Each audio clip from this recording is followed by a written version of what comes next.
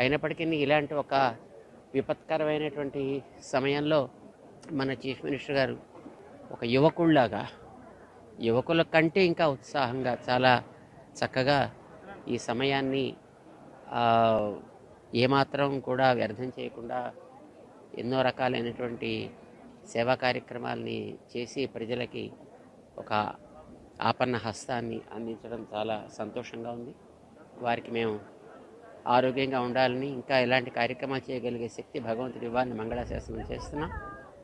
గతంలో విశాఖపట్నంలో హుడ్హుడ్ వచ్చినప్పుడు ఎంత శీఘ్ర గతిలో దాన్ని మళ్ళీ పునరుద్ధరణ చేశారు. ఈసారి ఈ విజయవాడ పరిసర ప్రాంతాలని కూడా అంత శీఘ్రగతిలోనూ పునః వాటి యొక్క స్థితికి తీసుకురాగలగడంతో పాటు ఈ 3-4 రోజుల్లో మన సీఎం గారు చేసేటటువంటి ఈ బాధిత పీడిత వ్యక్తుల యొక్క సౌకర్యాలు అయితేనేమి, జాగ్రత్తలు తీసుకునే విషయంలో అయితే వారు చూపించేటటువంటి చొరవ, అర్ధరాత్రులు కూడా వారు తిరిగేటటువంటి ఆ ఓపిక చాలా ఆశ్చర్యాన్ని కలిగిస్తుంది. భగవంతుడు వారికి ఆ శక్తిని మరింతగా ఇచ్చి చక్కగా వారి చేత ఈ కార్యక్రమం బాగా చేయాలి అని మేము ఆశిస్తాం.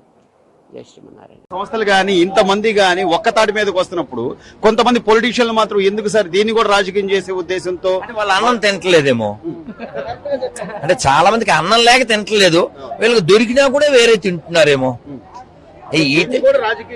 అదే చెప్పేసాను ఆన్సర్.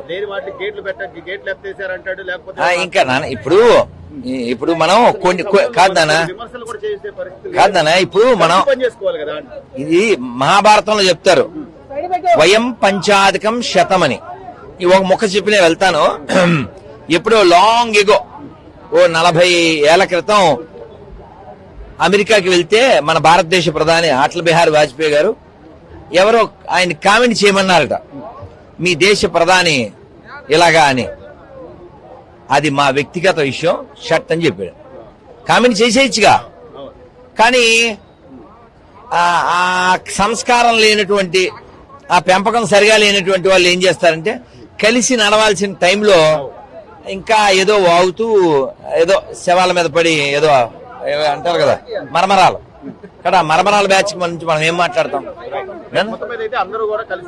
మాక్సిమం పనిచేస్తున్నారు నాన్న, మేము విన్నది కళ్ళతో కన్నది మాక్సిమం పనిచేస్తున్నారు. ఇలాగే ఉండాలి, కలిసి నడుద్దాం.